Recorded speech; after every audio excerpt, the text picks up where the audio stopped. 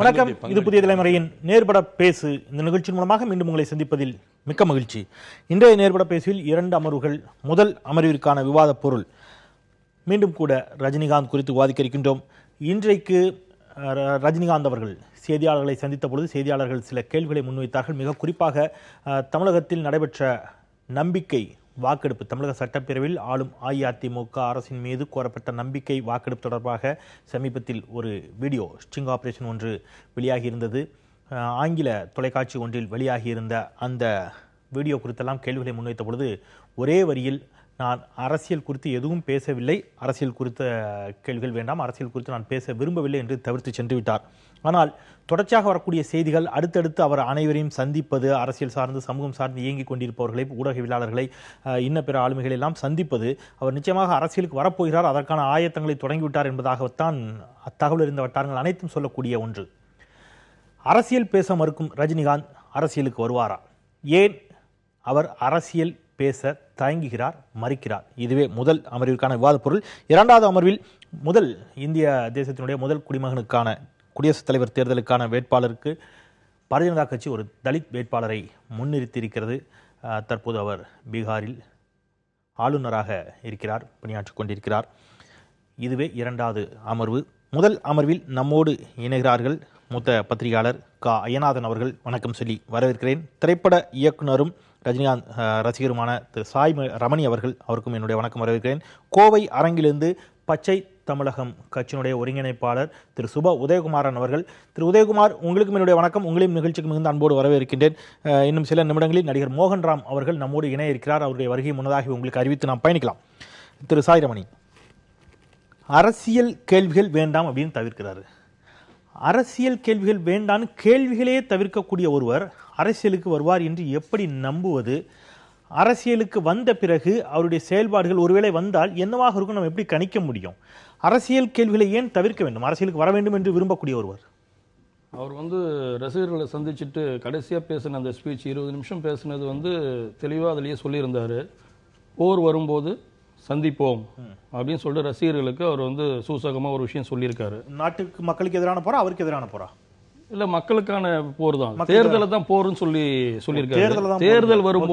தேர்தல் வரும்போது நாம் சந்திப்போம் சொன்னாரு. இப்போ அதுக்கப்புறம் என்ன சொன்னாரு, ரசிகர்கள் உங்களுக்கும் வேலை இருக்கும், நீங்க போய் வேலையை பாருங்க, குடும்பத்தை கவனிங்க, எனக்கும் வேலை இருக்கு, காலப்படப்படிப்புக்கு நான் போறேன் அப்படின்னு சொல்லியிருந்தாரு. சொல்லிட்டு போனதுக்கு அப்புறம் ஒரு 25 நாள் இருக்கும் இது நடந்து. எல்லா வேலைகளும் இல்லங்க, அவர் அவரோட வேலையை பார்க்க போறேன்னு சொல்லிட்டு போறாரு. அரசியலுக்கு வர்றதுக்கான சூழல் வரும்போது வருவேன்னு சொல்லியிருக்காரு. அரசியலுக்கு வந்ததுக்கு அப்புறம் இந்த இன்னைக்கு நடந்த நிகழ்வு என்னன்னாக்கா, அவர்கிட்ட போய் கேள்வி கேட்டாங்க, அவர் அரசியலை பத்தி அவர் பேசாதீங்கன்னு சொல்லிட்டாருன்னு. ஒரு மனுஷங்கிட்ட வீட்டு வாசல்லே நின்றுகிட்டு சர்வ 24 மணி நேரமும் போயிட்டு மைக்க வச்சுக்கிட்டு அரசியலுக்கு வர்றீங்களா, இதை பத்தி கேட்கறீங்களான்னு கேள்விகளை கேட்டுக்கிட்டே இருந்தாக்கா அந்த கேள்விகளுக்கு மறுக்கிறதுக்காக அரசியல் பத்தி பேசாதீங்கன்னு சொன்னார். அதனால அரசியலுக்கே நான் வரமாட்டேன், அரசியலை பத்தி என்கிட்ட கேட்கவே கேட்காதீங்கன்றதுக்கான அர்த்தம் கிடையாது. குறுக்கீடு சாயிரமணி, இதே ரஜினிகாந்த் அவர்கள் இதற்கு முன்பு ஊடகவியலாளர்கள் இதே போல் அவர் வீட்டு வாசலில் போய் காத்திருந்தது கிடையாது. ஏன்னா அவர் ஊடகவியலாளர்களை சந்திக்க மாட்டார்னு எல்லாருக்கும் தெரியும். அவர் வேலையை பார்க்குறாரு, ஊடகவியலாளர்கள் அவர்கள் வேலையை பார்க்குறார்கள், மக்கள் அவர் வேலைகளை பார்க்குறாங்கன்னு விட்டுட்டாங்க. அவர் என்றைக்கு ஒரு லீடு கொடுக்குறாரோ, நான் சிஸ்டம் சரியில்லை, போர் வரும்போது வருவோன்னு சொன்னாரோ, அதோடு கூட நிற்கலை. அதன் பிறகு அவர் ஊடகவியலாளர்களை சந்திக்கிறார், சமூக ஆர்வலர்களை சந்திக்கிறார், அரசியல் சார்ந்த ஆய்வாளர்களை சந்திக்கிறார், இன்ன பிற இயக்கங்களைச் சேர்ந்தவர்களை தமிழர் யூனியன் போய் சந்திச்சுட்டு வராரு. இந்த மாதிரி பலரும், இன்றைக்கு அர்ஜுன் சம்பத் போய் சந்திச்சிருக்கிறாரு. இப்படி தொடர்ச்சியான சந்திப்புகள். அப்போ அடுத்தடுத்து அவர் ஊடகவியலாளர்கள் நிறுத்தி பேட்டி கேட்டால் அதுக்கும் பதில் சொல்றாரு, அதையும் சொல்லிட்டு தான் போறாரு. அப்போ இதெல்லாம் அவருடைய நிலைப்பாட்டில் ஏற்பட்டிருக்கக்கூடிய மாற்றங்கள். அவர் ஊடகவியலாளர்கள் மூலம் உன்னை கன்வே பண்ணுன்னு விரும்புறாரு. இந்த கேள்வி மட்டும் ஏன் தவிர்க்கிறார்? அதாவது ஒரே கேள்விக்கான பதில ஒரு தடவை சொன்னாலுமே, இன்னைக்கு கேட்ட கேள்வி ஒரு வீடியோ வெளியா இருக்குது, ஒரு அரசியலுக்கு வரணும்னு முடிவு பண்ணியிருப்பாரு என்று சொன்னால் ரஜினிகாந்த் அவர் முடிவு எடுத்ததாகத்தான் நீங்கள் உட்பட அனைவரும் சொல்றீங்க. அவர் வரணுங்கிறீங்க. அப்படி இருக்கக்கூடிய ஒருத்தர் சிஸ்டம் சரியில்லைங்கிறாரு. அந்த சிஸ்டம் குறித்து தான் இன்னைக்கு ஒரு கேள்வி வைக்கப்பட்டது. ஐயா, இப்போதைக்கு இந்த சிஸ்டம் சரியில்லை நீங்க சொன்னீங்களே, அதன் பிறகு இந்த மாதிரி நம்பிக்கை வாக்கெடுப்பு நடந்திருக்கு, அதுல குதிரை பேரம் நடைபெற்றதாக ஒரு எம்எல்ஏவே பேசியிருக்கிறாரு, இந்தியா முழுவதும் ஒரு பரபரப்பாக இருக்கிறது, உங்களுடைய பார்வை என்ன அப்படின்னு கேட்கும்போது, இது தவறு, அப்படி நடந்திருந்தா அப்படிங்கிற கமெண்ட் கூட இல்லை, அதை பத்தியே பேச வேணாம் அப்படிங்கிறாரு. இல்ல, அரசியல் பேச வேணாம்னு சொன்னதுக்கு காரணம் சிஸ்டம் சரியில்லைன்ற வார்த்தையை அவர் சொல்லிட்டாரு. அதுக்கப்புறம் அடுத்தடுத்து நடக்க போற இது வந்து டெய்லி வந்து அவர்கிட்ட போய் கேட்க வேண்டிய கேள்விகளா இருக்கும். இன்னைக்கு இந்த கேள்விக்கு அவர் பதில் சொல்றாருனாக்கா நாளைக்கு கேட்பாங்க. of course நாளைக்கும் போய் கேட்பாங்க. அரசியலுக்கு வந்தா கேட்கணும். இப்ப வரலன்னு சொல்லவே இல்லையே. இல்லையே, அவர் வந்துட்டேன்னு சொல்லிட்டாரா? இல்ல நான் வர மாட்டேன்னு சொல்லியே. வந்துட்டேன், சரி வர மாட்டேன்னு சொல்லல. வரவே மாட்டாங்க. இல்ல இப்போ நீங்க சொன்னீங்கல்ல நான் ஒரு நடிகன், நான் நடிப்பை மட்டும் வச்சிட்டு இருக்கிறேன், நான் அரசியல்வாதி இல்ல, அரசியலுக்கு வரப்போறதும் கிடையாது. சோ என்னிடம் இது குறித்து கேட்காதீங்கன்னு இன்னைக்கு ரஜினிகாந்த் பேசியிருப்பார் என்று சொன்னால் ஒரு ஊடகவியலாளர் கூட மைக்கோட நீங்க சொன்ன மாதிரி நாளை காலையில் அவர் வீட்டு வாசல் நிக்க மாட்டாங்க. அவர் செலக்டிவா வச்சிருக்கிறாரு தன்னோட ஆன்சரை. கொஸ்டின் அவர் செலக்ட் பண்ணிக்கிறார். இந்த கேள்விகளுக்கு மட்டும் தான் பதில் அளிப்பேன் அப்படிங்கறத நான் இன்னும் ஸ்ட்ரைட்டாவே கேட்கிறேன். அவர் குறிப்பிட்டு யாரையும் விமர்சிக்க தயங்குகிறார். அப்படி எடுத்துக்கலாமா? எந்த அரசியல் கட்சியும் விமர்சிக்க தயங்குகிறார். அவர் வந்து அரசியல் கட்சி ஆரம்பிச்சதுக்கு அப்புறம் இதே கேள்விக்கு இதே பதிலை இவர் சொல்லியிருந்தாருனாக்கா அது தவறு. அரசியல் கட்சி ஆரம்பிச்சிட்டதுக்கு அப்புறம் அரசியல் குறித்த கருத்துக்கு நான் வந்து பதில் சொல்ல மாட்டேன். அவருடைய நண்பர் கமலஹாசன் இப்பொழுது ஒரு விழால கலந்துகிட்டவரு, அவர்கிட்ட யாரும் கேள்வி எல்லாம் கேட்கல. ஆனா அவர் ஒரு இஷ்யூ இருக்குது, அந்த இஷ்யூன் மீது பலரும் பேசுகிறார்கள், விவாதிக்கிறார்கள். அவர் தன்னுடைய கருத்தை பதிவு பண்றாரு. என்ன சொல்றாரு? மாட்டி இறைச்சி சாப்பிடாதுன்னு சொல்றீங்க. அது சொல்றாரு, நீங்க வந்து சோறு போடுங்க, மெனு போட்டு கொடுக்காதீங்க, அது உங்க வேலை இல்ல. சோறு போடுறதா உங்க வேலை. சோறே இல்லாம நாட்டுல நிறைய பேர் கஷ்டப்பட்டு இருக்காங்க. அது அவர் சொல்றாரு. இது அதை கிரிட்டிக் பண்றாரு. அது என்னுடைய பார்வையில தவறுன்னு சொல்றாரு. ரஜினிகாந்த் அது சரியா இருக்கலாம் அல்லது தவறா இருக்கலாம். அந்த மாதிரியான இஷ்யூஸ் எல்லாம் இனிமேல் அவர் பேசித்தான் ஆகணும், வேற வழி இல்ல. இல்ல இப்போ வழி இல்லன்னு எப்படி சொல்றீங்க? அவர் வந்து பேசணும் சார். அரசியலுக்கு வந்தா பேசணும்ன்றதுதான் நானும் சொல்றேன். வரமாட்டாரு நம்புறீங்களா? வந்ததுக்கு அப்புறம் பேசுவாருன்னு சொல்ல வரேன். வந்ததுக்கு அப்புறம் நீங்க கேக்குற எல்லா கேள்விகளுக்கும் பதில் சொல்லியே தீரணும். ஏன்னா அரசியலுக்கு வந்துட்டாரு. இல்ல இப்போ அரசியலுக்கு வர்றாரா வரலையான்றதே சர்ச்சையா இருக்கு. ஏன் வரணும்? அவரு ஏன் வரணும்? ஏன் வரக்கூடாது? இல்ல ஏன் வரக்கூடாதுங்கிறதுக்கான விஷயத்தை ஏன் வரணும் அப்படின்னு அவர் விரும்புறாரு இல்லையா? அதுக்கான காரணம் சொல்லுங்க. அவர் வந்து 65 வயசு ஆயிடுச்சு அவருக்கு. இதுக்கப்புறம் அவர் அரசியலுக்கு சினிமால நடிக்க முடியாது, அதனால அரசியலுக்கு வராருன்ட்டு கிடையாது. இதுவரையிலும் இதுக்கப்புறம் அவர் அரசியலுக்கு வந்துட்டு என்ன சம்பாதிக்கணும்? அவரு பணம் சம்பாதிக்கணும். இல்ல அவர் ஏன் வரக்கூடாதுன்னு கேக்குறீங்களா? நான் ஏன் வரக்கூடாதுன்னு கேக்குறேன். ஏன் வர விரும்புகிறாருன்னு கேக்குறேன். வர விரும்புறதுக்கான காரணத்தை நான் சொல்றேன் நானு. அதாவது இதுவரையிலும் வந்துட்டு சினிமாவை வந்து அவர் நடிச்சாரு, சினிமால நடிச்சாரு, சினிமா மூலியமாவே சில விஷயங்கள், அதாவது நடிகர் ஏன் அரசியலுக்கு வராங்கன்னா நான் இப்படி ஸ்ட்ரைட்டா கேக்குறேன். ஏன் வர விரும்புறார்? நாட்டு நல்லா மக்களுக்கு நல்லது பண்றதுக்காக வரணும்னு நினைக்கிறேன். அப்ப இப்ப நல்லது பண்ணலங்கிறீங்க. அரசியல்வாதிங்களா? 70 வருஷம் ஆச்சு சுதந்திரம் கிடைச்சு. இந்த சென்னையில தான் நான் பிறந்து வளர்ந்தேன். குடிக்கிறதுக்கு ஒரு கிளாஸ் தண்ணி கிடைக்குமான்னு கேட்டாக்கா அங்க கிடைக்கல. அரசியல்வாதிகள் அப்படிதான் இருக்காங்க. அப்படிதான் இருக்காங்க. இப்ப அரசு அப்படிதான் இருக்கு. அப்படிதான் இருக்கு. இத ரஜினிகாந்த் ஏன் சொல்ல மறுக்கிறார்? அதான் கேள்வி. சொல்லுவாரு. வந்துட்டீங்களா? சொல்லுவாரு. அப்போ நான் வர விரும்புறேன். அதுக்கு காரணம் நீங்க சொல்றீங்க. சாயிரமணி சொல்றாரு, இத்தனை வருஷம் ஆச்சு, தண்ணி கூட விலை கொடுத்து வாங்கணும். இதை ஏன் ரஜினிகாந்த் பேச தயங்குகிறார்? பேச தயங்குகிறாருன்றது வந்துட்டு ஒரு அரசியல் கட்சி தொடங்க போறாரு அவரு அப்படின்ற முடிவு எடுத்ததுக்கு அப்புறம் ஒவ்வொரு சேனலும் போகும்போது எல்லா சேனலுக்கிட்டையும் நான் அரசியல் கட்சிக்காக இது பண்ணிட்டு இருக்கிறேன், இன்னைக்கு வந்து இவரை சந்திச்சேன், இன்னைக்கு வந்து இல்லங்க நீங்க கேள்விகள் மக்கள் சரி மக்கள் வந்து அவர் வீட்டுல போயிட்டு கேள்வி கேட்டாங்களா? அது மக்களுக்காக தான போகுது. மக்களுக்காக போறதுன்றது ஒரு விஷயத்த சொல்லிட்டாரு. 2 மாசத்துக்கு அப்புறம் நான் மறுபடியும் ஏர்போர்ட்ல வந்து இறங்கினார். காலாப்படம் ஷூட்டிங் முடிச்சுட்டு வந்து இறங்கும் போது 2 மாசத்துக்கு அப்புறம் நான் ரசிகர்களை சந்திக்க போறேன்னு சொல்லியிருக்காரு. 2 மாசத்துக்கு அப்புறம் ரசிகர்களை சந்திச்சதுக்கு அப்புறம் கேட்க வேண்டிய கேள்வி, அவர் அரசியல் கட்சி ஆரம்பிச்சதுக்கு அப்புறம் அவர்கிட்ட கேட்க வேண்டிய கேள்வி, எல்லா கேள்விகளையும் முன்னாடியே கொண்டு போய் திணிக்கிறீங்க. நீங்க அவர் கையில பதில் கேக்குறீங்க. சொல்லுங்க. ரொம்ப சிம்பிள். சென்னை பெருமழை வெள்ளத்தை பத்தி அவர்கிட்ட போய் இப்ப கேட்கல. ஏன்னா அது நடந்து முடிஞ்சு 1.5 வருஷம் ஆச்சு, 1 வருஷத்துக்கு மேல ஆச்சு. அவர்கிட்ட வந்து இன்னும் சொல்ல போனா மாட்டிறைச்சி பத்தி கூட கேட்கல, டிமானிட்டைசேஷனை பத்தி போய் கேட்கல. இப்ப நடந்த போன வாரம் நடந்த ஒரு அரசியல் நிகழ்வு குறித்து தான் கேக்குறோம். அவருடைய அத்தனையும் கொண்டு போய் அவர்கிட்ட வைக்கல. இப்படி கேட்டீங்கன்னாக்கா நாளைக்கு ஒண்ணு நடக்கும் சார். அதுக்கும் போய் பதில் கேட்பீங்க. கேட்போம் சார். அவர் வந்து இப்ப வந்து அவர் ஒரு விஷயம் பேசினாலுமே அந்த விஷயம் வந்து விவாத பொருளாயிடுது. ஆகட்டும், தமிழ்நாடு மட்டும் இல்ல இந்திய அளவுல விவாத பொருளாயிடுது. அந்த விவாத பொருளுக்கெல்லாம் பதில் சொல்லிக்கிட்டு எல்லாருக்கும் தீனி போட்டுக்கிட்டு இருக்கிறது அவருடைய வேலை இல்ல. இப்ப இல்ல இல்ல இல்ல இல்ல நான் அது அல்ல, அது அதை தீனி ஆக்குறாங்கிறத தாண்டி அவர் அரசியலுக்கு வரணும்னு முடிவு பண்ணாருன்னா இந்த விஷயங்கள் எல்லாம் கேட்கப்படும் அப்படிங்கறத அவர் எந்த அளவுக்கு புரிஞ்சிருக்கிறாரு, அதை நோக்கி நகர்றாரா அப்படிங்கறதான் கேள்வி. நான் மீண்டும் கூட வரேன். திரு ஐயநாதன், ஒவ்வொரு அரசியல் கட்சிகளும் தொடங்குகின்ற பொழுது யாரோ ஒருவரை எதிர்நிறுத்தி தான் தொடங்குவாங்க. எம்ஜிஆர் அவர்கள் திமுக வெளியேறுகின்ற பொழுது திமுகவின் மீது விமர்சனம் எடுத்து வைக்கிறார். மதிமுக அதிலிருந்து பிளவுபட்ட போது திமுக விமர்சித்தது, அதிமுக விமர்சித்தது. இந்த மாதிரி ஒவ்வொரு கட்சியும் யாரோ ஒருத்தர் விமர்சனம். தேமுதிக தொடங்குகின்ற பொழுது 2 கட்சிகளும் விமர்சிக்கிறாங்க. அப்கோர்ஸ் அதன் பிறகு கூட்டணி மற்ற விஷயங்கள். ரஜினிகாந்த் அவர்கள் யாரையுமே விமர்சிக்காமல் அரசியலுக்கு வரணும்னு நினைக்கிறாரா? யாரையுமே விமர்சிக்க கூடாது, அல்லது யாரும் நம்மை விமர்சிக்க கூடாதுன்னு நினைக்கிறாரா? இல்ல, அவர் தான் சொன்னாரு சிஸ்டம் சரியில்லை, அப்படிதான் சரி பண்றதுக்கு நான் வரலாம் அப்படின்ற ஒரு பொருளும் தூக்கி நிற்குது. நம்முடைய கேள்விகள்லாம் என்ன அப்படின்னம்னா, இங்கே பல்வேறுபட்ட விவாதங்கள் இங்கே நடந்து கொண்டு இருக்கக்கூடிய இந்த சூழலில் பார்த்தீங்கன்னா எல்லாருமே ரஜினிகாந்த் ஏன் வரக்கூடாது, இல்லை எந்த ஒரு நடிகரும் ஏன் வரக்கூடாது, அந்த உரிமை அவர்களுக்கு இல்லையா? வாக்களிக்கும் உரிமை உள்ள அனைவரும் அரசியலுக்கு வரலான்றது வேற விடயம்.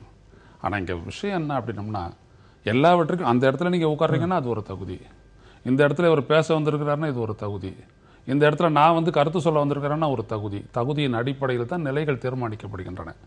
அதுவும் பல்வேறுபட்ட சிக்கல்கள் இந்த நாட்டு மக்களை அழித்து கொண்டிருக்கின்ற ஒரு சூழலில் ஒருத்தர் அரசியல் வர்றாரு அப்படின்னம்னா என்ன எதிர்பார்க்கணும் அவர்கிட்ட இருந்துன்னா, இப்படிப்பட்ட சிக்கல்களை எல்லாம் தீர்த்து கொள்ளக்கூடிய தகுதி, திராணி, அறிவு பலம், சிந்தனை வளம் இவர்கிட்ட இருக்கு அப்படின்னு நினைக்கும் போது அந்த எதிர்பார்ப்பு சரி. ஆனால் அவர் சொல்றாரு சிஸ்டம் சரியில்லை. பலரையும் சொல்றாரு, சீமான் உட்பட தொல் திருமாவளவன் எல்லாரையும் சொல்லிட்டு சிஸ்டம் சரியில்லையே அப்படின்றாரு. சரி, சிஸ்டம் சரியா இருக்கிறதுக்கு நீங்க உதவி இருக்கிறீங்களா? சாதாரண மனிதனா உதவலாம்ல. இதே தொலைக்காட்சியில் இதே இடத்துல உட்காந்துட்டு நாங்கள் விவாதிச்சிருக்கிறோமே. இந்த கபாலி படத்துக்கு 300 ரூபாய்க்கு டிக்கெட் விற்றாங்க இந்த தமிழ்நாடு முழுவதும்.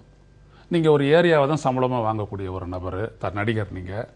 அப்போ அந்த இடத்துல சிஸ்டம் கெட்டு போன சிஸ்டத்தை நீங்கள் பயன்படுத்தி இருக்கிறீங்களா, இல்லை சிஸ்டத்தை முறைப்படுத்தி இருக்கிறீங்களா? அவரும் இந்த சிஸ்டத்துக்குள்ள ஒரு அங்கம் தானே. அப்போ அந்த பவருக்கு சரி செய்ய முடியும். தன்னுடைய பிரச்சனை மட்டும் தான் சார்ந்த படத்தை மட்டுமே சரி செய்ய முடியாது. அது வரைக்கும் இந்த சிஸ்டம் எப்படி கெட்டு கிடக்குதோ அதன்படி நான் பயன்படுத்திக்கிட்டே போவேன் அப்படின்றது சுயநலமா பொதுநலமா அவர் யோசிக்கணும். அதுக்காக நான் இதை சொல்றேன். அடுத்த கட்டமா நான் சொல்ல வர்றது என்ன அப்படின்னீங்கன்னா, எதிர்பாருங்க, விவாதிங்க. அதை பத்தி ஒண்ணு யார் வேணாலும் வரட்டும். வரன்னு சொல்றவங்க கிட்ட நீங்க வரன்னு சொல்றதுக்கான அந்த அடிப்படையா நீங்க ஐயநாதன் நேரடியாக ரஜினிகாந்த் அவர்கள் அரசியலுக்கு வருவதை வரவேற்கிறார் அல்லது எதிர்க்கிறார், எப்படி புரிஞ்சுக்கிறது? இல்ல, என்னை பொறுத்த அதான் சொல்லிட்டேன், நான் தகுதின்னு சொல்லிட்டேனே. ஒரு தகுதி ஒன்று வேணும். நீங்க ஒரு பொண்ணை கொடுக்கறதுக்கு ஒரு தகுதி எதிர்பார்க்கறீங்க, ஒரு வேலை கொடுக்கறதுக்கு ஒரு தகுதி எதிர்பார்க்கறீங்க. இந்த இடத்துல ஒரு நெறியாளரா உட்கார்றதுக்கு மக்கள் தானே தீர்மானிக்கணும். தேர்தல் அரசியல மக்கள் தானே தீர்மானிக்கணும். அதுதான் நான் சொல்ல வரேன். கடைசியா தான் அவர் அரசியலுக்கு தேர்தல் நின்னாரா தெரியும். அது அந்த உரிமை, அந்த தகுதி அவருக்கு இருக்கிறது மக்கள் நம்புறாங்களா இல்லையாங்கிறது தெரியும் இல்லையா? இந்த உரிமைன்னு சொல்றது, இந்த ஆசைப்படுறது எல்லாமே கடைசியா டெஸ்ட் பண்ண போற இடம் அங்கதான். நாங்களும் அவராட்டும் இல்ல யாரா இருக்கட்டும் அங்கதான் சந்திக்க போறோம். புரியுதுங்களா? அந்த இடம் தான் கடைசி இடம். அதை பத்தி ஒண்ணும் இல்லை. அது வரைக்கும் நம்ம காத்துக்கிட்டு இல்ல, அதுக்கு முன்னாடி விவாதிக்கிறோம்ல. அப்ப நான் சொல்ல வேண்டிய விடயங்களை நான் சொல்றேன். இல்ல, நீங்க இதுக்கு முன்னாடி வந்திருக்கக்கூடிய அரசியல் கட்சி தலைவர்கள் அத்தனை பேரும் திரு ஐயநாதன் ஒரு தகுதியா ஃப்ரேம் பண்ணி மனசுல வச்சிருக்கீங்களா? அந்த தகுதிக்கு உட்பட்டு தான் வந்திருக்காங்க நீங்க நினைக்கிறீங்களா? காமராஜர் அப்படி இல்லையா? கலைஞர் கருணாநிதி பின்னாடி ஊழல், முன்னாடி இல்லையா? பேரறிஞர் அண்ணாவுக்கு தகுதி இல்லையா? ராஜகோபால் ஆச்சாரியாருக்கு அந்த தகுதி இல்லையா? ஓபி ராமசாமி ரெட்டியாருக்கு அந்த தகுதி இல்லையா? தகுதி வாய்ந்த மனிதர்களை எல்லாம் தேர்ந்தெடுத்த தமிழ்நாடு இன்றைக்கு தகுதி இல்லாத சிலர் வந்திருக்கின்றார்கள் என்கின்ற காரணத்திற்காக இதற்கு அப்புறம் வர ஆசைப்படுபவர்கள் எல்லாரும் வரவேற்கணும்ன்றது ஏதாவது கட்டாயம் இருக்கா? உங்களால கூட இது கட்டாயமா நம்ம பட்டியலை சமகாலத்தில் நீட்டிக்க முடியல. சமகாலத்தில் ஏன் நீட்டிக்க முடியாது அப்படின்ற ஒரு காலகட்டம் அப்படின்றோம்னா, எந்த இடத்துக்கும் இந்த ஒரு அறியாமை சரிவு ஏற்படும் பொழுது அந்த இடத்துலயும் அந்த பொறுப்புள்ளவர்கள் அந்த வேலையை செஞ்சுட்டு தானே இருக்கிறாங்க. இப்ப நாங்கெல்லாம் சும்மா இருக்கிறோமா? இல்ல யாராவது சும்மா இருக்கிறாங்களா? இப்ப இங்க கதிராமங்கலத்துல நடக்குது, சும்மா இருக்கிறோமா? என்ன எதிர்பார்க்கறீங்க? நீங்க தகுதியாக வைக்கிறது என்ன அடிப்படையில் ஏதாவது ஒரு விஷயத்தை சொல்லுங்க. இதை நாங்க எதிர்பார்க்கிறோம். முதலில் அதுதான் நான் சொல்ல வரேன். முதலில் உங்களுடைய வாழ்க்கையிலிருந்து அதற்கான பங்கீடு வேணும்ன்றேன். 300 ரூபாய்க்கு நீங்க சீரியல் நம்பர் போடாத டிக்கெட் வித்தது இந்த இடத்துலயே சொல்றேன் நான். இதே இடத்துல நான் சொன்னா அப்ப 300 ரூபாய் டிக்கெட் விட்டதுக்கு வெறும் ரஜினிகாந்த் நடிக்கிற படத்துக்கு மட்டும் நடக்கல சார். இது இல்ல எல்லா படத்துக்கும் நடக்குது. இது அதுதான். அப்போ இந்த சிஸ்டம் சரியில்லைன்னு சொன்னதுல ஒரு பாகம் தான் இது. அத அரசாங்கம் சரிப்படுத்தணும். அத ரஜினிகாந்த் நேரா தியேட்டருக்கு போயிட்டு டிக்கெட் செக் பண்ண முடியாது இல்லையா? இப்ப நான் ஊழலை பத்தி பேசுறேன். ஆனா நான் எனக்கான காரியத்தை சாதிக்கிறதுக்கு நான் ஊழல் பண்ணலாமா? அதான் நான் சாயரமணி கிட்ட நான் கேட்கிற கேள்வி. நான் என்ன சொல்ல வரேன், நீங்க சொன்ன சிஸ்டம் தப்பா இருக்குது அப்படின்றத நிறைய பேர் சொல்லிட்டாங்க. இல்லாட்டி நம்ம ஏன் போராடிட்டு இருக்கோம்? அந்த இடத்தில் உங்களுடைய பங்கீடு என்பதுதான் உங்களுடைய தகுதிக்கான ஒரு குறியீடாக அமையும். ஆனா அதை நீங்க செய்யலையே. அந்த இடத்துல நீங்க சம்பாதனையை பாக்குறீங்க. நீங்க கேள்வி கேட்ட உடனே அதுக்கான ஒரு அடிப்படையை அதை வைக்கிறீங்க. அப்ப நீங்க சொந்த சிந்தனையில பேசுறீங்களா, சொல்லி கொடுத்து பேசுறீங்களா என்கின்ற கேள்வி எழுகிறது அல்லவா? உதயகுமார் அவரிடம். உதயகுமார், தொடர்ச்சியாக உங்களை போன்றவர்கள் ரஜினிகாந்த் அவர்கள் அரசியலுக்கு வருவதை எதிர்த்துக் கொண்டே இருக்கிறீர்கள். இந்த இடத்துல இன்றைக்கு அரசியல் குறித்து நான் பேச விரும்பவில்லை அப்படிங்கிறார் திரு ரஜினிகாந்த். யாரும் தன்னை விமர்சிக்க கூடாது என்ற என்ன வெளிப்பாடா, அல்லது அவர் யாரையும் காயப்படுத்த வேண்டாம், பொதுவாக அவர் தனிப்பட்ட முறையில் யாரையும் விமர்சித்தோ அல்லது யாரையும் காயப்படுத்தியோ கருத்து கூறுபவர் அல்ல. அப்படி இருக்கின்ற பொழுது அந்த மாதிரியான எண்ண ஓட்டத்தோடு நம்ம அரசியலுக்கு முழுமையாக வந்த பிறகு சாயிரமணியா தான் சொல்றாரு, முழுமையா வந்த பிறகு அது குறித்துலாம் நிச்சயமா பேசுவாரு. இப்பொழுதே ஏன் அது குறித்து பேச வேண்டும், ஏன் எல்லாரையும் கிரிட்டிக் பண்ணணும் அப்படின்னு நினைக்கிறாரா? ஒருவர் எழுதி கொடுக்கக்கூடிய வசனத்தை இன்னொருவர் சொல்வது போல உச்சரித்து மற்றொருவர் இயக்குகிற கேமரா முன் நின்று நடிக்கக்கூடியவர்கள் நாட்டை ஆள தகுதி இல்லாதவர்கள். பொது வாழ்க்கைக்கு வருவதற்கு சில அடிப்படை தகுதிகள் உண்டு. மக்கள் பிரச்சனைகளை பற்றி தெரிந்திருக்க வேண்டும், மக்களை சந்திக்கக்கூடிய தைரியம் வேண்டும், பிரச்சனைகளில் ஆர்வம் வேண்டும், அதில் ஒரு நிலைப்பாடு எடுக்க வேண்டும், ஒரு அரசியல் கொள்கை இருக்க வேண்டும். ஒன்றுமே இல்லாமல் என்னிடம் பிரபலம் இருக்கிறது, பணபலம் இருக்கிறது, படைபலம் இருக்கிறது என்பதற்காக ஒருவர் அரசியலுக்கு வர முடியாது. இதனால்தான் நாங்கள் சொல்கிறோம், கோடம்பாக்கத்துக்கும் கோட்டைக்கும் உள்ள உறவை அறுக்க வேண்டிய ஒரு கட்டாயத்தில் இருக்கிறோம். இன்றைக்கு தமிழகம் முழுக்க ஆயிரம் பிரச்சனைகளோடு மக்கள் அல்லாடி கொண்டிருக்கும் போது அந்த மக்களை சந்தித்து அந்த பிரச்சனைகளில் ஒரு நிலைப்பாடு எடுத்து மக்களோடு நிற்க வேண்டியவர் இங்கே இருந்து நாடகம் ஆடிக்கொண்டிருக்கிறார், ஒரு மைண்ட் கேம் நடத்தி கொண்டிருக்கிறார். தோழர் சாய்ராம் போன்றவர்கள் இதை இன்டர்பிரட் செய்து கொண்டிருக்கிறார்கள். அவர் இப்படி சொன்னார், அவர் போர் வந்தால் வருவார், போர் என்றால் அவர் இப்படி சொன்னார். இந்த மைண்ட் கேமுக்கெல்லாம் எங்களுக்கு நேரம் இல்லை. 8 கோடி மக்களுடைய வாழ்வாதாரங்கள் சிதைந்து கொண்டிருக்கின்றன, வாழ்க்கை பிரச்சனைகள், ஏராளமான பிரச்சனைகள் இருக்கின்றன, சமூக பொருளாதார அரசியல் கலாச்சார பிரச்சனைகள், மத்திய அரசோடு மோதல். இந்த பிரச்சனைகளுக்கு இடையில் இவர் முதல் நாளைக்கு அரசியலுக்கு வந்துட்டார்னு வைங்களேன், இவர் எந்த பிரச்சனையில் எந்த தெளிவான ஒரு நிலைப்பாடு எடுப்பார்? முடிவெடுக்க தெரியவில்லை, முடிவெடுக்க முடியவில்லை, ஆண்டவன் மீது பழி போடுகிறார். நாளை ஒரு பிரச்சனையிலே மக்கள் மத்தியிலே நிற்கும் போது இவர் எப்படிப்பட்ட முடிவை எடுப்பார்? இவர் மக்களை எங்கே சந்திப்பார்? இதுவர் எதுவரை 25 கடந்த 44 ஆண்டுகள் சினிமாவில் நடித்திருக்கிறேன், தமிழ்நாட்டில் இருக்கிறேன் என்கிறார். எத்தனை பேர் இவரை பொது இடத்தில் பார்த்திருக்கிறார்கள்? கருணாநிதியோடு மேடையிலே இருந்து திரைப்பட விழாக்களிலே பங்கேற்கிறார். வேறு இவர் யாரை சந்தித்திருக்கிறார்? இவருடைய ரசிகர் மன்ற தலைவர்களையாவது சந்தித்திருக்கிறாரா? ஒரு பொது வெளிக்கு வருகிறாரா? மக்களை சந்திப்பாரா? இவர் சம்பாதித்த பணத்தை இல்ல, அவர் ஒரு நடிகர், அவருடைய நடிப்பை மிகச்சிறப்பாக வெளிப்படுத்திக் கொண்டிருக்கிறார். தலைமுறைகள் கடந்து இன்னைக்கு இருக்கக்கூடிய குழந்தைங்க வரைக்கும் அவருடைய நடிப்பை ரசித்துக் கொண்டிருக்கிறார். அவருடைய தொழில் அதை சரியா செஞ்சுட்டு இருக்காரு. அரசியலுக்கு வர வேண்டும் என்று முழுமையாக இறங்கிய பிறகு முழுமையாக எஸ் ஆஃப்கோர்ஸ் நீங்களும் ரசிக்கிறீங்க, நானும் ரசிக்கிறீங்க, ஐயனாரும் கூட ரசிச்சுட்டு இருப்பார். ஆஃப்கோர்ஸ் அவர் அரசியலில் முழுமையாக இறங்கிய பிறகு நீங்க சொல்ற சந்திப்புகள், நீங்க சொல்ற தமிழ் சமூகம் சார்ந்த கேள்விகள், வேள்விகள், இருக்கக்கூடிய போராட்டங்கள், இவை அனைத்திலும் அவருடைய கருத்து என்னன்னு அப்ப சொல்லுவாரு. அப்ப சொல்லலைன்னா நிச்சயமா அது தப்புன்னு சாயிரமணியே சொல்றாரு. அப்ப சொல்லுவாரு. நீங்க அதற்குள்ள ஏன் அவசரப்படுறீங்கிறதா கேள்வி. வருவதாக வர வேண்டுமா வர வேண்டாமா என்பதிலேயே ஒரு தெளிவான முடிவெடுக்க முடியாதவர் நாளை வந்த பிறகு என்ன செய்வார்? அதாவது இந்த விளையும் பயிர் முளையிலே தெரியும் என்று சொல்வது போல, இந்த பயிர் வேலைக்கு ஆகாது, இந்த பயிரிலே ஒன்றுமே கிடையாது, சரக்கு கிடையாது, இது முடிவெடுக்க அரசியலுக்கு பொது வாழ்க்கைக்கு வருகிறேன் என்று முடிவெடுக்கவே முடியாதவர் நாளை எந்த பிரச்சனையில முடிவெடுப்பார்? இவர் எந்த மக்கள் பிரச்சனைகளை முடிவெடுத்து இவர் ஒரு தீர்வு காண்பார்? அதைத்தான் நாங்கள் சொல்லுகிறோம். திரு விஜயகாந்த் அவர்களும் சினிமா துறையிலிருந்து சமீபத்தில் திரைத்துறையிலிருந்து அரசியலுக்கு வந்தவர் திரு விஜயகாந்த். ஆனால் விஜயகாந்த் வந்த பொழுதும் கூட உங்களை போன்றவர்கள் விமர்சித்தீர்கள், பல தளங்களில் விமர்சனம் எழுந்தது. ஆனால் திரு ரஜினிகாந்திற்கு இருப்பது மாதிரியான இந்த மாதிரியான எதிர்கருத்துகளும் அப்ப விஜயகாந்துக்கு இவ்வளவு இல்லையே. அப்ப செலக்டிவா ரஜினிகாந்தை எதிர்க்க வேண்டும் அப்படிங்கறதுடைய நோக்கம் வேற ஏதாவது என்ன சொல்றோம்? இது நாங்க வந்துட்டு இல்ல நடிகவேல் எம்.ஆர். ராதா இதை பத்தி சொல்லி இருக்கிறாரு. அப்பா நாங்க சினிமால நடிக்கிறோம், நீ பாரு நல்லா நடிக்கிறாரு அப்படின்னு சொல்லிட்டு வெளியே போயிரு. நீ ஒரு கோயிலுக்குள்ள போற, அந்த கோயிலு கூடவே சாமி கூடவே இருந்து குடும்பம் நடத்தவன் எதிர்பார்க்காத, அந்த சாமியை கும்பிட்டு வீட்டுக்கு போயிடணும். நீ சினிமாக்காரங்களை பார்த்துட்டு படம் நல்லா இருக்குன்னு பார்த்துட்டு வீட்டுக்கு போயிடணும். இவங்களையே தலைவரா எங்களையே தலைவரா பிடிச்சி தொங்கிக்கிட்டு இருக்காதுன்னு சொல்லி நடிகவேல் எம்.ஆர். ராதா சொல்றாரு. இவர்கள் எல்லாம் திரைப்பட கலைஞர்கள், விஜயகாந்தா இருக்கட்டும், ரஜினிகாந்தா இருக்கட்டும், எந்த காந்தா இருக்கட்டும், நீங்கள் எல்லாம் திரைப்பட கலைஞர்கள், நடிகர்கள். நாங்கள் ஆமோதிக்கிறோம், ஏற்றுக்கொள்கிறோம், உங்களுக்கு எல்லா பண வசதி எல்லாத்தையும் உருவாக்கி தந்திருக்கிறோம்.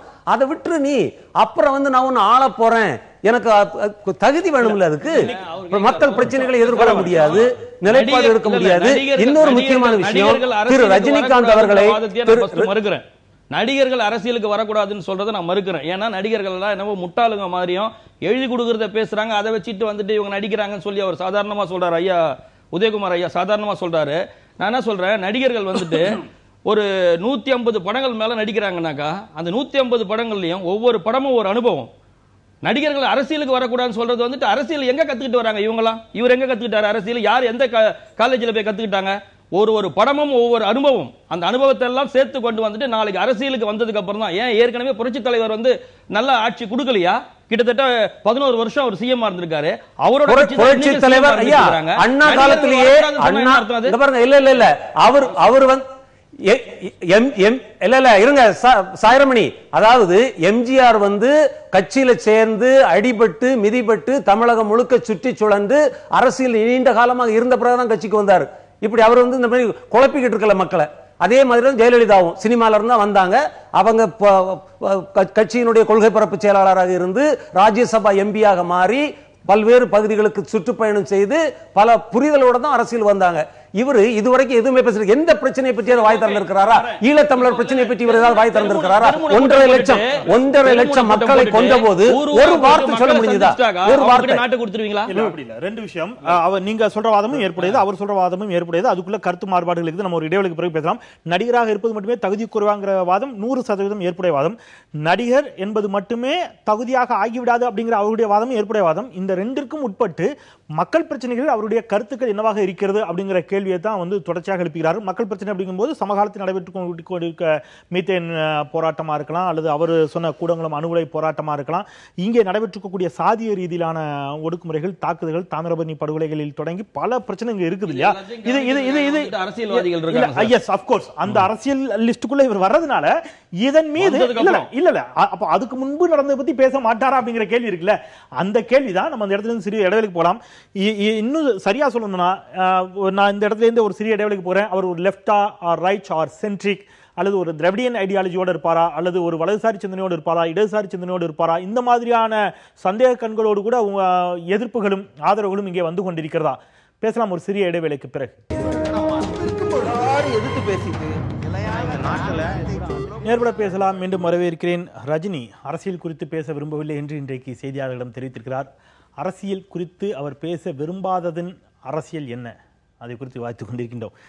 திரு சாயிரமணி, இந்த இடத்துல இன்னைக்கு அவர் அரசியலை பற்றி பேச தயங்குறதுக்கு காரணம் இதுன்னு நான் எடுத்துக்கலாமா? ஏன்னா அவருடைய படம் அடுத்தடுத்து இன்னும் 2 படம் கமிட்டாக இருக்கிறாரு. எந்திரன் பார்ட் 2 வருது, நம்முடைய காலா நடிச்சிட்டு இருக்கிறாரு. ஸோ 2 படங்கள் திரைக்கு வரணும். ஆளும் கட்சியின் மீதான ஒரு விமர்சனத்தை அவர் வச்சார்னா, எஸ் அஃப்கோர்ஸ் இது கண்டிக்கத்தக்கது, குதிரை பேரம் நடந்திருந்தால் கண்டிக்கத்தக்கது அப்படின்னு நீங்கள் ஒரு பதில் சொல்லியிருந்தார்னா, ஒருவேளை அவருடைய படம் வெளியாவதில் ஏதாவது சிக்கல் ஏற்படக்கூடும். அதனால நான் முழுமையாக திரைப்படத்துறையில் இருக்கிற வரைக்கும் யார் குறித்தும் விமர்சிக்க மாட்டேன், ஏன்னா அது என்னுடைய தொழிலே பாதிக்கும் அப்படின்னு அவர் நினைக்கிறார். ரைட்? இல்லை, கண்டிப்பாக வந்துட்டு சினிமாவை காப்பாற்றிக்கிறதுக்காக இல்லை, அவருடைய சினிமாவை இல்லை அவரோட சினிமாவை காப்பாற்றிக்கிறதுக்காக இந்த வேலை பண்ணணுன்ற அவசியம் அவருக்கு கிடையாது. ஏன்னாக்கா அப்படி இருந்திருந்தாக்கா அவர் வந்துட்டு 95லயே பாஷா டைம்லயே வந்துட்டு அவ்வளவு எமோஷனலா பேச வேண்டிய அவசியம் கிடையாது. சினிமாவை அவர் காப்பாற்றணும்னு நினைச்சாக்கா அது பேச வேண்டிய அவசியம் கிடையாது. அது குறித்து இப்போ என்ன பேசினாலும் உங்களுக்கு நினைவு நினைக்கிறேன். இப்பவும் அவர் படத்தை காப்பாற்றிக்கிறதுக்காக தான் இப்படி பேசுறாரு, அரசியலை தவிர்க்கிறாரு, அரசியலை பத்தி பேச மாட்டேன்னு சொல்றாருன்றது என்னால எடுத்துக்க முடியாது. இப்போ அவருடைய ஸ்ட்ராங்கான இப்போ நதிநீர் இணைப்புக்கு இன்னைக்கு போய் ஐயாக்கண்ணு போன்றவர் சந்திச்சுட்டு வரும்போது இப்போயே சொல்லுங்க, நான் இப்போயே கூட 1 கோடி ரூபாய் தர தயார் என்று அவர் சொன்னார்னு ஐயாக்கண்ணு சொல்றாரு. அப்போ நதிநீர் இணைப்பு குறித்து அவருக்கு ஒரு பார்வை இருக்கு. ரைட்? அது குறித்து நான் அரசியலுக்கு வந்த அப்புறம் சொல்லுவேன்னு சொல்லல. நதிநீர் இணைப்பு குறித்து அவருக்கு ஒரு பார்வை இருக்குது. அப்போ மீத்தேன் தமிழ்நாட்டில் எடுக்கலாமா வேண்டாமா அப்படின்னு ஒரு பார்வை இருக்கும், அவருக்கு கண்டிப்பா இருக்கும். ஏன்னா அது தெரிஞ்சாதான் நாங்க ஆதரிக்க முடியுமா எதிர்க்க முடியுமான்னு உதயகுமார் போன்றவர்கள் கேட்கிறார்கள். மீத்தேன் இங்கே அனுமதிக்கலாமா, கூடன்குளம் அணு உலை திட்டம் இங்கே அனுமதிக்கலாமா எதிர்க்கலாமா, தமிழ்நாட்டில் சாதிய பிரச்சனை இருக்கு, இன்னைக்கு கூட இரட்டை கோலை முறை தடுப்பு சோறுலாம் இருக்குதுன்னு சொல்லி போராடி இருக்கிறார்கள். மாட்டிறைச்சி பிரச்சனை, இப்படி ஒவ்வொரு இந்த சாதி சார்ந்து, சமூகம் சார்ந்து, மண் சார்ந்து, மக்கள் சார்ந்து நிறைய பிரச்சனை இருக்குது.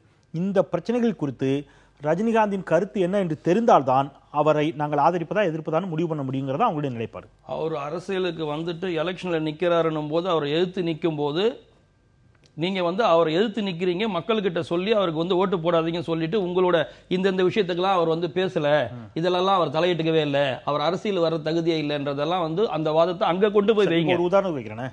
திரு விஜயகாந்த் அவர்கள் அரசியலுக்கு வந்துட்டாரு. இப்ப இங்க இருந்து நம்மளால உறுதியா சொல்ல முடியும் தமிழக பாஜகவுடைய நிலைப்பாடு மீத்தேன் திட்டத்துல என்ன அப்படிங்கிறது தெரியும், கூடங்குளம் அணுமின் நிலையம் அமைப்பதில் என்னன்னு தெரியும், சிபிஎம் திமுக அதிமுக இவர்களுடைய நிலைப்பாடுலாம் தெரியும். ஒவ்வொருத்தருக்கும் ஒரு நிலைப்பாடு இருக்குது. நீங்க விஜயகாந்த் அவருடைய நிலைப்பாடு கூடங்குளம் அணுமின் நிலைய திட்டத்தில் வேணுமா வேண்டாமா உங்களால கிளியரா சொல்ல முடியுமா? மீத்தேன் திட்டம் குறித்து அவருடைய பார்வை என்ன அப்படிங்கறத குறித்து எந்த அளவுக்கு உங்களால கிளியரா சொல்ல முடியும்? இந்த மாதிரியான விஷயங்கள்ல விஜயகாந்துடைய பார்வை இன்னைக்கும் தெளிவுபடுத்தப்பட்டிருக்கிறதா? இல்ல இப்ப இந்த கேள்வி வந்து நான் ஏன் கேக்குறேன்னா, அதே மாதிரி திரைத்துறையில இருந்து ஒருத்தர் வராரு, எந்த ஒரு விஷயத்தின் மீதும் உறுதியான கருத்தை சொல்லாத ஒரு மனிதராக அவர் இருப்பாரோங்கிற அச்சத்தை அவங்க வைக்கிறாங்க. விஜயகாந்திடம் இந்த கேள்வி கேட்கப்பட்டது. அவர் கட்சி தொடங்கி கீழே இறங்கின பொழுது உங்கள் கட்சியின் கொள்கை என்ன அப்படின்னு கேட்ட போது அன்னைக்கு தேதிக்கு அவங்க கொள்கை எதையுமே வடிவமைக்கல. ஆனா இவர் வந்துட்டு முன்னாடியே வந்துட்டு கொள்கை என்ன, அரசியலுக்கு வராருன்னும் போது இப்போ சாதாரணமா ஒரு சேனல் வராங்க, யாரோ ரிப்போர்ட்டர் கேட்கறாங்க, அவங்க கிட்ட வந்துட்டு நாளைக்கு நான் இது பண்ண போறேன், இந்த அரசியலுக்கு இந்த கருத்து சொல்ல போறேன்றதெல்லாம் கிடையாது. இதுக்காக வந்துட்டு கண்டிப்பா அரசியல் வந்து அவர் அடி எடுத்து வைக்கிறாருனாக்கா ஒரு பெரிய மாநாடே நடக்கும். அந்த மாநாட்டில் வந்து அவருடைய கொள்கைகள் எல்லாம் வந்து என்னென்ன பண்ண போறன்றதை வந்து அறிவிக்க போறாரு. அந்த கொள்கையை அறிவிச்சதுக்கு அப்புறம் தான் அவர் அரசியலுக்கே வரப்போறாரு. அதுதான் அவருடைய அரசியலோட என்ட்ரி. அதுக்கப்புறம் நீங்க கேட்கிற இந்த மீத்தேன் திட்டமா இருக்கட்டும், கூடங்குளமா இருக்கட்டும், கேட்கக்கூடிய எல்லா கேள்விகளுக்கும் பதில் சொல்லுவார். நதிநீர் இணைப்புக்கு வந்துட்டு இன்னைக்கு இல்ல, அவர் முன்னாடியே சொல்லிட்டாரு. அன்னைக்கே 1 கோடி ரூபாய் நான் கொடுத்து இந்த திட்டத்தை தொடங்கி வைக்கிறதுக்கு தலைவர் கலைஞர் நான் கூட திருப்பி கேட்டா 95 அவர் பேசுறாரு. அன்னைக்கு தமிழ்நாட்டு நிலைமையை பத்தி அவர் பேசலையா அப்படின்னு நீங்க கேட்டீங்க படத்துக்கு. அப்ப அன்னைக்கு அவர் பேசியிருக்க வேண்டாம், அன்னைக்கு அது அரசியல் தான். அன்னைக்கு பேசினாரு தமிழ்நாட்டுல குண்டு வெடிப்பு கலாச்சாரம் அதிகமாகிவிட்டதுன்னு அன்னைக்கு பேசினார் ரஜினிகாந்த். இன்றைக்கு தமிழ்நாட்டில் சட்டம் ஒழுங்கு பிரச்சனையை பற்றியோ, தமிழ்நாடு சட்டப்பேரவையில் நடக்கக்கூடிய நிகழ்வுகளை பற்றியோ, தமிழகத்தில் நடக்கக்கூடிய போராட்டங்களை பற்றியோ, சாதிய ஏற்றத்தாழ்வுகளை பற்றியோ ஏன் பேச மறுக்கிறார்? 95 ஏன் பேசினார், இப்ப ஏன் பேசல? இல்லங்க 95 வந்துட்டு அவசியம் ஏற்பட்டது, அப்ப பேசினாரு. அவருக்கா நாட்டுக்கா? அவருக்கா நாட்டுக்கா? நாட்டுக்கு தான் பிரச்சனை ஏற்பட்டது. அதனால தான் சொன்னாரு இப்ப நாட்டுக்கு எந்த பிரச்சனை இல்லன்னு ரஜினிகாந்த் நினைக்கிறாரு. இப்ப நாட்டுக்கு வந்து பிரச்சனை இருக்கு, நாட்டுக்கு பிரச்சனை இருக்கு, போக முடியல. அவர் சொல்லு 95 சொன்னாரு போயஸ் கார்டன் வீட்டிற்கு போக முடியல. ஏன்னா அன்னைக்கு காவல்துறையினர் அன்றைய முதலமைச்சர் செல்வி ஜெயலலிதா அவர்கள் இருக்கிறதுனால அங்க பலத்த பாதுகாப்பு ஏற்பாடுகள் செய்திருந்தார்கள். அந்த கெடுபிடினால் இவர் பாதிக்கப்பட்டார், அதனால அன்னைக்கு கருத்து சொன்னாருங்கிறது தான் அவருடைய கருத்து. பொதுவான கருத்தும் அதுவாகத்தான் இருந்தது. அப்போ தனக்கான பாதிப்பு வருகின்ற பொழுது மட்டும்தான் ரஜினிகாந்த் பேசுகிறார். இல்ல இப்ப வர்றாரு, அவர் அரசியலுக்கு வராருன்றது வந்து அவருக்கான பாதிப்பு ஏதாவது நடந்திருக்கா? ஏதாவது நடந்திருக்கா? இப்ப எதுக்கு வந்து அவர் அரசியலுக்கு வரணும்? அவர் அரசியல் வந்துட்டு இந்த வயசுக்கு அப்புறம் என்ன பண்ண போறாரு? அவர் வந்து தமிழ்நாட்டு ஜனங்கள் வந்து அவர் இவ்வளவு படங்கள் அவர் நடிச்சிருக்காரு, அத்தனை படங்களை வாரி கொடுத்திருக்காங்க, அந்த பணத்துல அவர் சம்பாதிச்சிருக்காரு, சாப்பிட்டிருக்காரு. இனிமேல் நான் அரசியலுக்கு வந்தேன்னா இந்த மக்களுக்கு தனித்தனியா கூப்பிட்டு யாருக்கும் வீட்டுல உட்கார வச்சு மொழி பணம் கொடுத்து அனுப்ப முடியாது. டிக்கெட் கொடுத்து படம் பார்த்ததுனால தான் இவர் இன்னைக்கு அந்த அளவுக்கு வளர்ந்திருக்காரு. அத்தனை பேருக்கும் ஒரு விஷயம் பண்ணணும்னாக்கா இது வெறும் தமிழ்நாட்டு ஜனங்களுக்கு மட்டும் இல்ல, இவர் அரசியலுக்கு வந்தாருன்னா நாளைக்கு வந்து இந்தியாவை திரும்பி பார்க்கக்கூடிய ஒரு நிகழ்வாக கூட இது இருக்கலாம். நதிநீர் இணைப்புன்ற ஒரு விஷயத்தை வந்து முன்னெடுத்து வைக்கிறார் அவர் வந்துட்டு நதிநீர் இணைப்புன்ற ஒரு விஷயத்தை மட்டும் முன்னெடுத்து வச்சாலுமே பல பிரச்சனைகளுக்கு தீர்வு கிடைக்கும்.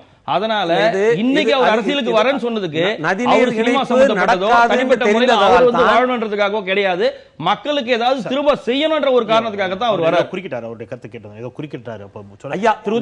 தமிழ் மக்களுக்கு இவர் ஏதாவது செய்யணும் விரும்பினால் அவருடைய வாழ்க்கையை பார்த்து விட்டு இல்ல, தமிழ் மக்களுக்கு இவர் திரு ரஜினிகாந்த் அவர்கள் ஏதாவது செய்ய வேண்டும் என்று நினைத்தால் அமைதியாக அவருடைய வாழ்க்கையை பார்த்து கொண்டிருப்பதுதான் நல்லது. இவருக்காக உயிரை விட்டு பல தியாகங்கள் செய்த ரசிகர்களுக்காக இவர் என்ன செய்திருக்கிறார்? தனக்காக உழைத்த அந்த ரசிகர்களுக்கே எதுவும் செய்ய முடியவில்லை. இந்த ரசிகர்களை சந்தித்தது கூட கிடையாது. இவருக்காக உயிர் கொடுத்த இந்த மக்களை அவர் வீட்டிற்கு போய் பார்க்க முடியுமா? அவர் வேலை செய்கிற இடத்துக்கு போய் பார்க்க முடியுமா? வெளி மாநிலங்களில் உள்ள ரசிகர்களை உடனடியாக பார்க்கக்கூடிய திரு ரஜினிகாந்த் தமிழ்நாட்டு ரசிகர்களை மிகவும் அரிதாக பல கடினங்களோடு தான் சந்திக்கிறார். இவருக்கு எந்த விதமான மக்கள் அனுபவமோ ஆர்வமோ கிடையாது. இவர் தன்னுடைய சம்பாத்தியத்தில் திரு உதயகுமார்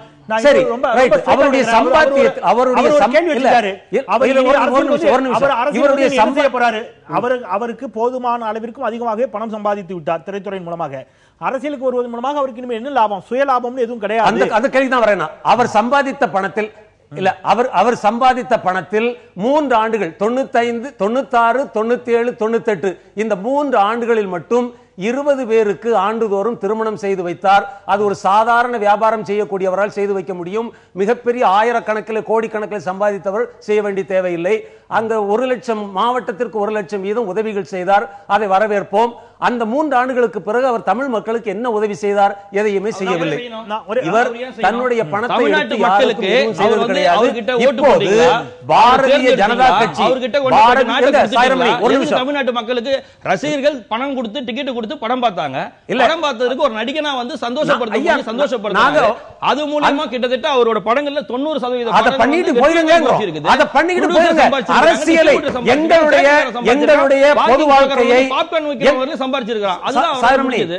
இதுக்கு மேல ஏதாவது கேள்வி கேட்கறதுன்னா நாட்டை அவங்க கிட்ட கேட்க வேண்டிய கேள்வி. ரஜினிகாந்த் தான் உழைச்சு சம்பாதிச்ச ஒரு பணத்தை ஏன் கொடுக்கல? தனிப்பட்ட ஒரு மனிதனுடைய உழைப்புல கிடைச்ச பணத்தை கொடுங்கன்னு கேட்கறதே அசிங்கமா இருக்கு நான் நினைக்கிறேன். எதுக்கு அவர்கிட்ட போய் பணம் கேட்கறீங்க? சொல்லுங்க திரு உதயகுமார். சரி, அந்த ரசிகர்களுக்கு என்ன செய்தார் இவர்? கோடிக்கணக்கில், ஆயிரக்கணக்கு கோடிக்கணக்கில் சம்பாதித்தவர் தன்னுடைய ரசிகர்களுக்கு என்ன செய்திருக்கிறார்? அந்த கேள்வி பதில் சொல்லுங்க. அடுத்ததாக இவருடைய உதயகுமார் ஒரே ஒரு கேள்வியோட நான் நகரேன். நம்மோட இணைஞ்சிருக்காரு, இப்பதான் இணைஞ்சிருக்காரு. நான் ஐடியாலஜி வைஸ் அவர் வந்து left or right or centric or Dravidian பார்ட்டிஸை வந்து சப்போர்ட் பண்ணக்கூடியவரா? இந்த மாதிரியான ஒரு தெளிவான நிலைப்பாட்டை அவர் இன்னும் கொடுக்காததுதான் உங்களை போன்றவர்கள் அவரை விமர்சிப்பதற்கு காரணமா? இவர் பாரதிய ஜனதா கட்சிக்கு இவர் ஒரு கையாளாக வேலை பார்க்க போகிறார். பாரதிய ஜனதா கட்சி இவரை மனிப்புலேட் செய்து கொண்டிருக்கிறது. இவருக்கு சொந்த கொள்கைகள் கிடையாது. தமிழ் மக்கள் மத்தியிலே ஒரு சினிமா நடிகரை பிடித்து நிறுத்தி அவர் தோள் மீது ஏறி பயணம் செய்தால் நமக்கு வாய்ப்பு கிடைக்கும் என்று பாரதிய ஜனதா கட்சியினுடைய தலைமை பீடம் கருதுகிறது, தவறாக சிந்திக்கிறது. அந்த அரசியல் சூழ்ச்சிக்கு இவர் பலியாகி கொண்டிருக்கிறார். ஓகே, நான் மீண்டும் வருகிறேன். திரு மோகன் ராம் வரவேற்கிறேன். போக்குவரத்து நெரிசல் காரணமாக தாமதமாக இணைந்திருக்கிறார். ரஜினிகாந்த் இன்றைக்கு செய்தியாளர் சந்திப்பின்ற பொழுது கேட்கிறாங்க, அரசியல் குறித்து நான் எதுவும் பேச விரும்பலைங்கிறார். அரசியல் குறித்தே பேச விரும்பாத ஒருவர் எப்படி அரசியலுக்கு வருவார்? எப்படி அரசியல் செய்வார்? எப்படி அரசியல் பேசுவார்? அரசியலை பற்றி பேச விரும்பலை அப்படின்னு சொல்கிறாருனாக்கா அரசியலை பற்றி அவருக்கு இந்த நேரத்தில் எதுவும் சொல்ல விருப்பம் இல்லை. நான் கேட்டுக்கிட்டு தான் இருந்தேன் ப்ரோக்ராம். ஏன்னா வந்து நீங்கள் கேட்டீங்க இந்த மாதிரி 2 படம் ரிலீஸில் இருக்குது, அவர் படத்தை ப்ரொடெக்ட் பண்ணணும்னு அவருக்கு இல்லைங்க. அவரை நம்பி யாரோ ஒருத்தர் பல கோடிகள் போட்டிருக்காங்க. ஸோ இவர் ஒரு லூஸ் ஸ்டாக் எதையாவது ஒன்று விட்டு ஏற ஒருத்தர் பணம் தான், இவருக்கு ஒன்றும் ப்ராப்ளம் இல்லை ஃபினான்ஷியலி. மற்றவங்களுடைய நலனை கருதி வேண்டான்றாரு. நான் என்ன கேட்கிறேன், அரசியலுக்கு வரணும் வரக்கூடாதுங்கிறதுக்கு ஒரே ஒரு சர்டிபிகேட் தான் வேணுங்க. அது மக்கள் மனதில் இடம் பிடித்திருக்க வேண்டும். அவ்வளவுதானே தவிர அவர் அழகா சொன்னார், அவர் தேர்தலில் நிக்கிட்டீங்க, நின்ன பிறகு கேளுங்க, நீங்க கம்யூனிசமா, நீங்க ரைட்டிஸ்டா, நீங்க வந்து இந்து தீவிரவாதமா, இல்ல இந்த தீவிரவாதமா, இல்ல அந்த வாதமா, மிதவாதமா, அதெல்லாம் அப்புறம் கேட்க வேண்டிய கேள்விகள்.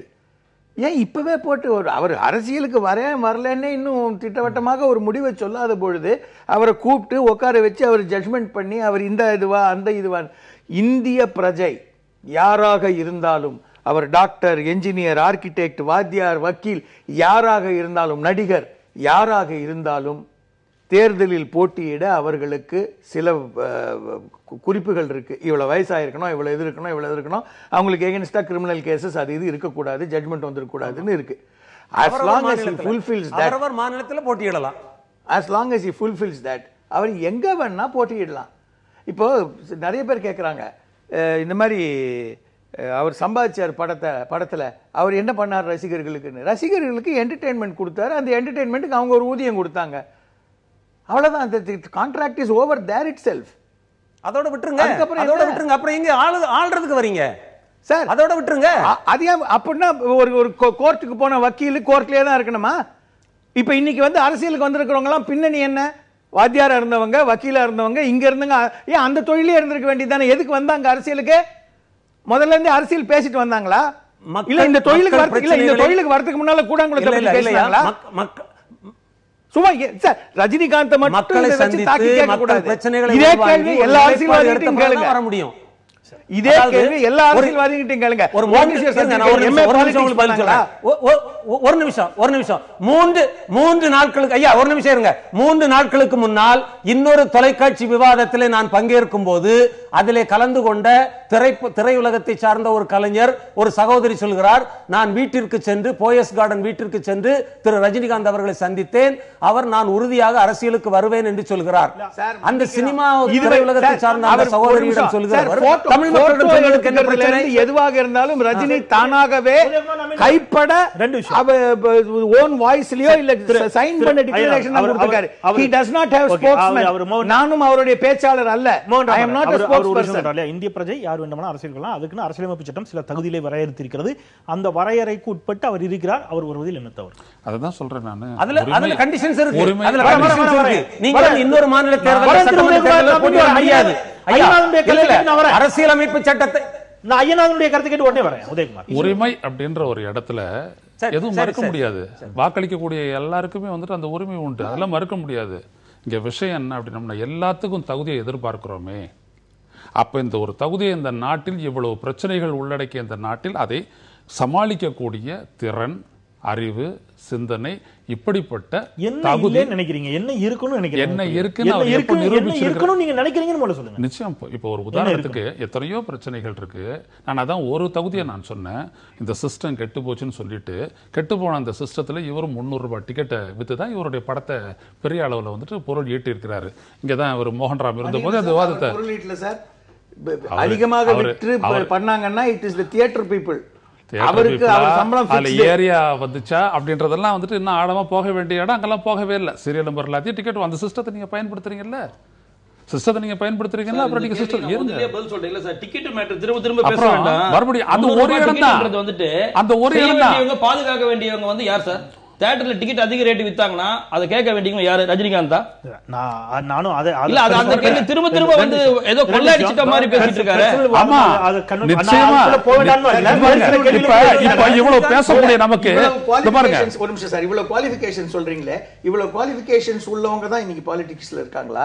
அதாவது திறமையாக தமிழ்நாட்டின் பிரச்சனைகள், நாட்டின் பிரச்சனைகளை கையாளக்கூடியவர்கள், கை சுத்தமானவர்கள் அவர்கள் தான் இருக்கிறார்களா? அப்போ யார் வேணாலும் வரலாம் அப்படின்றது அவருடைய யார் வேணாலும் வரலாம்.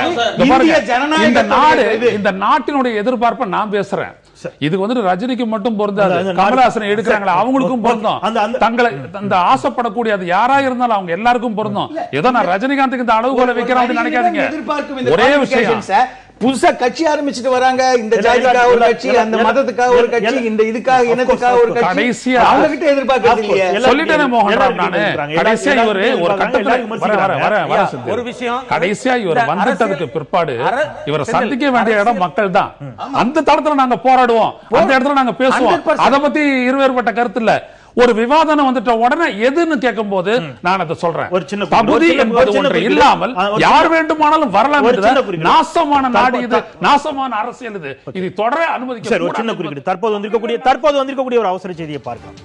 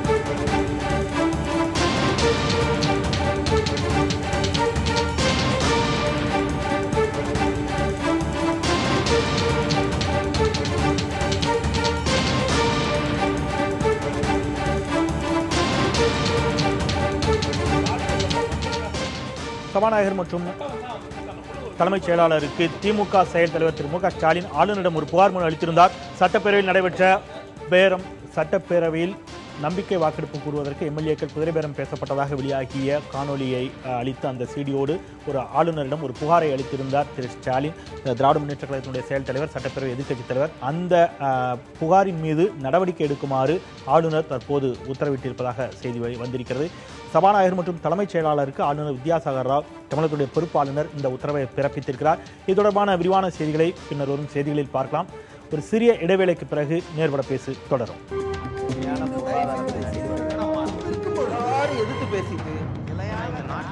இன்னும் வரவிருக்கிற நேர்பட பேசலாம். நிறைவு பகுதியில் இருக்கிறோம். ரஜினிகாந்த் அரசியல் குறித்து விவாதித்துக் கொண்டிருக்கிறோம். திரு மோகன் ராம், உங்களுடைய நிறைவு கருத்து?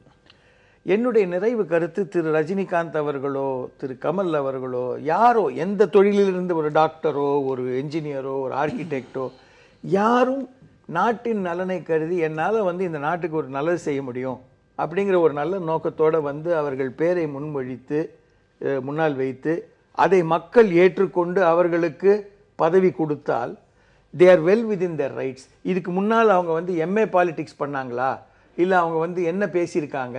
அவங்க ஒரு பெரிய ஹாஸ்பிட்டல் ஓனர் சார், அவர் சரி நான் இனிமேல் நான் நிறைய சம்பாதிச்சிட்டேன், நான் நல்லா பண்ணிட்டேன், இனிமேல் நான் ஒரு மக்களுக்கு ஒரு சேவை செய்ய விரும்புகிறேன், தேர்ஃபோர் நான் இறங்குறேன் அப்படின்னாக்கா அவர் கூடாது. நீ இவ்வளோ ஹாஸ்பிட்டல் இவ்வளோ கோடி சம்பாதிச்சிய, நீ எவ்வளோ கொடுத்துருக்குற, என்ன கொடுத்துருக்குற, உன் பேஷண்ட்டுக்கு என்ன கொடுத்துருக்குற, உன் பேஷண்ட் கொடுத்த காசில் தானே நீ வந்தேன்னு அந்த அதாவது ஒரு சின்ன குறிப்பிட தான். இப்போ சாயிரமணி கூட தொடர்ச்சி அந்த வார்த்தை வச்சுட்டு இருக்கிறாரு.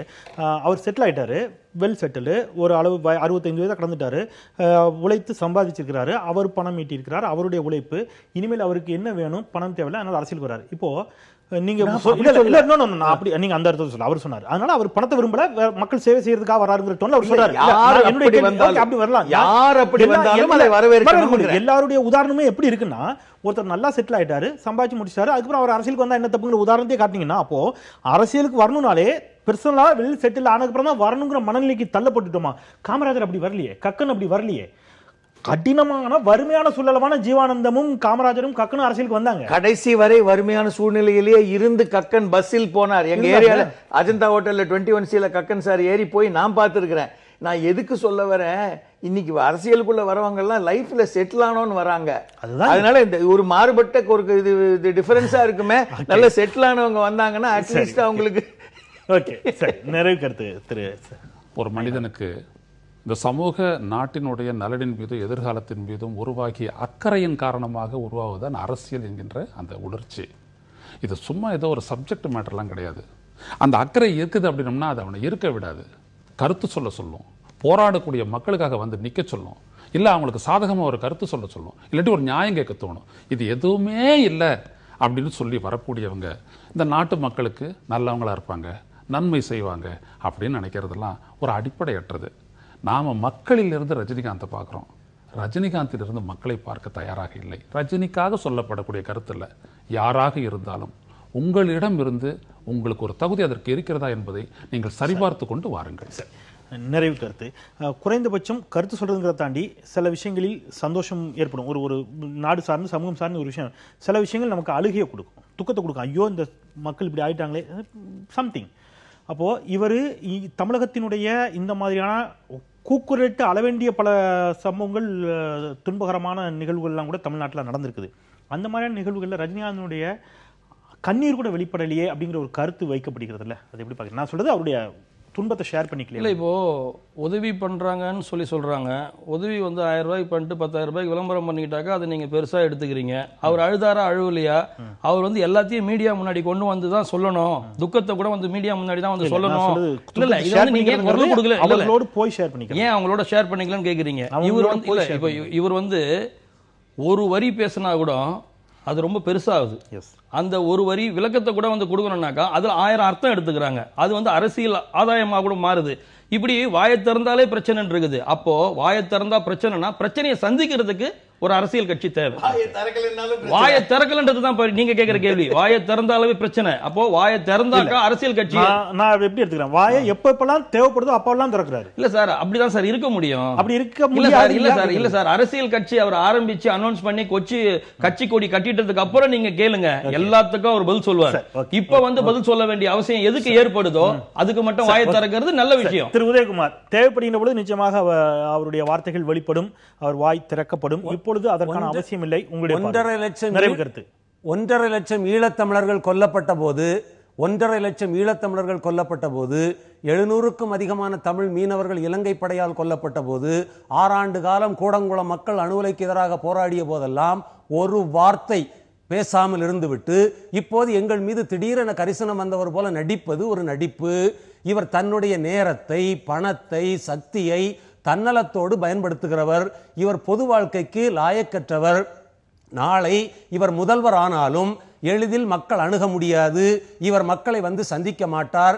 இன்றைக்கு வீடியோ கான்பரன்சிங்கில் பல கோடி ரூபாய் செலவு செய்து செய்யப்படுகிற திட்டங்களை வீடியோ கான்பரன்சிங்கில் திறந்து வைப்பது போல இவர் போயஸ் கார்டன் என்கிற தன்னுடைய மாளிகைக்குள்ளே ஒளிந்து கொண்டிருப்பார். மக்கள் பிரச்சனைகளிலே தலையிட மாட்டார், பேச மாட்டார். செம்பரம்பாக்கம் ஏரி போல ஆயிரம் பிரச்சனைகள் தமிழகத்திலே நடக்கும்.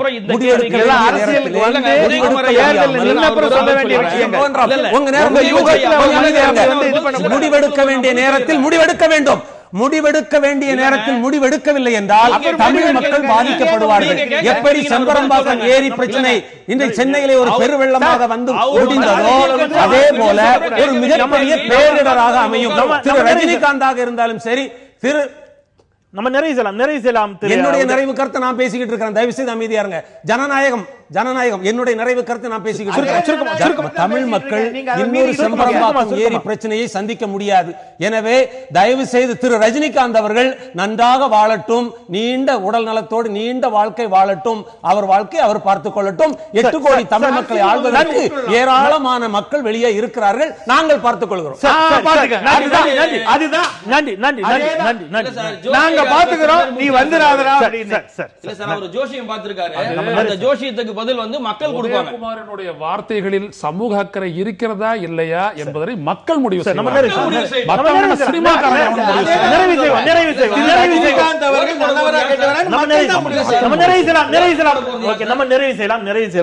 அரசியலுக்கு வந்த பிறகு நிச்சயமாக அவர் வாய் திறப்பார் அப்படிங்கிற சாயிரமணியினுடைய கருத்து.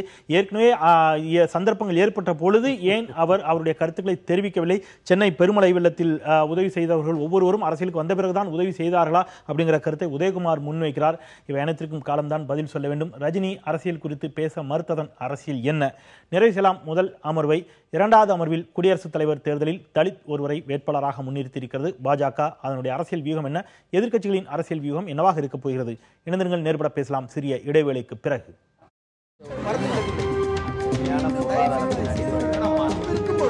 எதிர்த்து பேசிட்டு